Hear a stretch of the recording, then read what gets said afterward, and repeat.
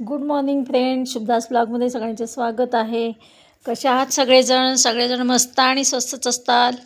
स्वस्त राहा, मस्त आणि मजेत राहा. इकडे मी खिचडी बनवते आहे नाश्त्याला. या सगळे नाश्ता करायला खिचडी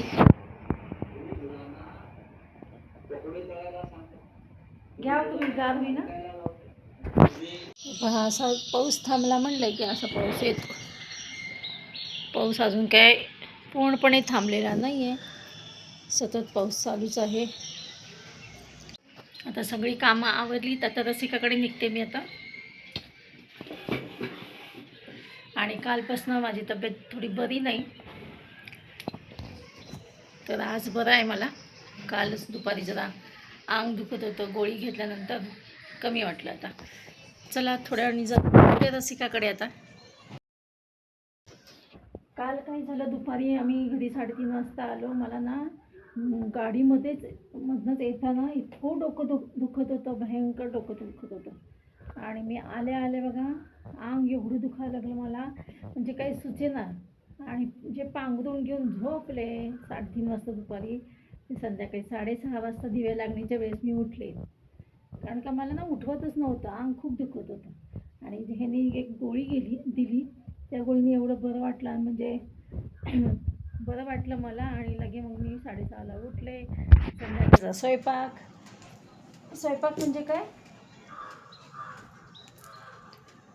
म्हणजे काय तर पुलाव बनवला रात्री. बायकांना काय स्वयंपाक चुकत नाही, सगळं तर करावंच लागतं. बरं असू दे नसू दे, आपल्याला सगळं तर करावंच लागतं. चला, मला तर सवयच नाही आहे की झोपून राहायची. असे खूपच झालं तर मी असं झोपून राहत असते. मी शक्यतो ना झोपून अशी राहत नाही. खूपच अगदीच बाबा मला असह्य झाल्यानंतर मी झोपत असते. आणि आता बरं वाटल्यानंतर लगेच उठले मी रात्री आणि लगेच पुलाव पण बनवला. आणि आता बघा सगळं झालेलं आहे. हे गेलेत कामाला, ऑफिसला गेलेत. हे आता माझा डबा मी जाताना घेऊन जाते रसिकाकडे. कोथिंबीरची पेंडी यांनी आणली काल, 20 रुपयाला मिळाली म्हणून स्वस्त. कोथिंबीरची पेंडी स्वस्त मिळाली यांना 20 रुपयाला, मग यांनी आणली आहे. आणि एवढी काही लागत नाही, म्हणजे रसिकाला पण थोडी हे म्हणले घेऊन जा रसिकासाठी, तर मी घेऊन चालले. कारण की रसिकाची स्वयंपाकवाली बाई कोथिंबीर खूप वापरते स्वयंपाकामध्ये. मध्ये 50 रुपयाला जुडी झाली, 50 ते 60 रुपयाला कोथिंबीरची पेंडी झाली होती. तर रसिका म्हणली आमच्या बाईला एवढी सवय ना कोथिंबीर वापरायची, आणि नेमकं तर कोथिंबीर महाग झाली. तिला तर सांगते म्हणली, पण आताच झाली स्वस्त. पाऊस पडल्यामुळे कोथिंबीर स्वस्त झाली. पालेभाज्या पण मला वाटतं स्वस्त झाले असतील, कोथिंबीर स्वस्त येतं. तर चला, मी माझा डबा टिफिन घेते आणि रसिकाकडे निघते. हे पहा, रसिकाच्या ओव्हनमध्ये मी काय बनवलं आहे, पोंगळ्या.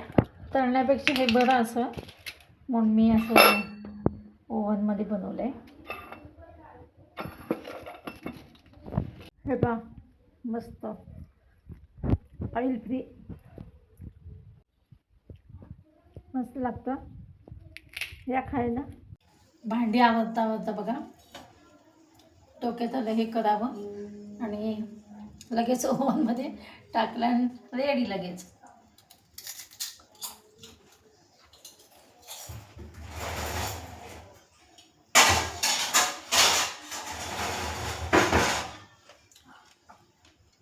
पाऊस आता येत होता, म्हणजे थांबतो का नाही, पण थांबला आणि ऊन पडलंय चांगलं.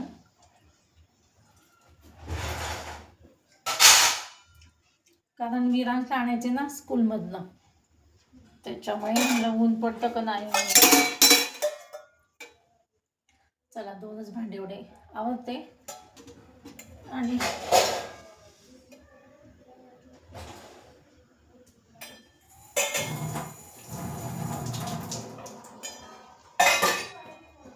रसिकाचं काम चालू असतं.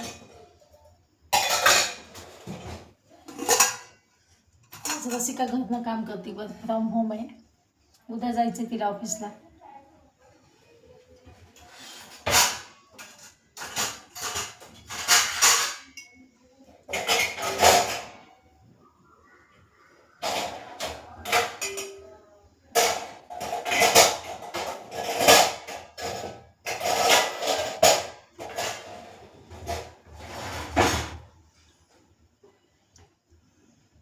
चष्मा लूजच आहे,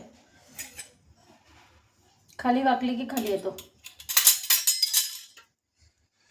हां चला हळूहळू आता विरांशला आणायला निघालो तर आम्ही. आभाळ पण येते, मधनंच पाऊस, मधनंच ऊन. हां चला लवकर निघालो तर आम्ही. चावी घराची माझ्याकडे आहे.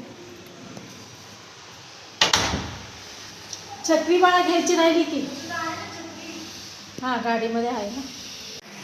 फरशी पुसली आहे नेमकी आमच्या इथली पोचमधली. पाय सटकून पडायचा. एक तर स्लीपर आहे. चल इथलंही पुसलंय लिफ्टमधलंही.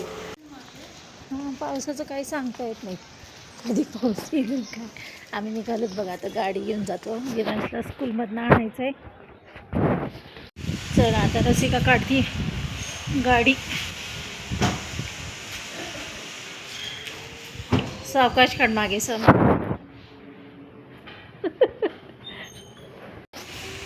सावकाश घे.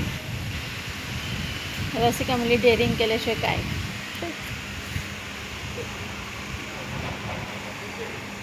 सावकाश घे पुढे.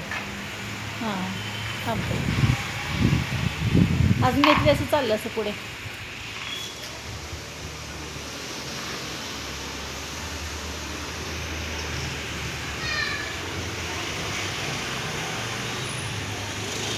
घे हळू पुढे घे. हे बघा रसिका गाडी घेऊन निघाली. आम्ही दोघी पण डेअरिंग केल्याशिवाय होणार नाही. रसिकाला गाडी येते पण काय झालं, एकदा ठोकल्यामुळे मागून साईडने एक वाहन आलं होतं, ते ठोकलं होतं टेम्पो. त्याच्यामुळे रसिका त्या दिवसापासून गाडी नको म्हणते, हात नाही लावत. पण आज आता पावसाचं चिन्ह आहे. विरांशला आणायचं कसं, नेहमी कोण येणार आहे आपल्याला, म्हणून आज काढली रसिकाने गाडी. चला काय नाही चालत ही व्यवस्थित. हे पहा रसिकाने फायनली गाडी आणली. स्कूल दाखवते रसिका हे विरांशचं. हे पहा नेमकं बरं झालं गाडी आणली. पाऊस यायला लागलाय बारीक बारीक.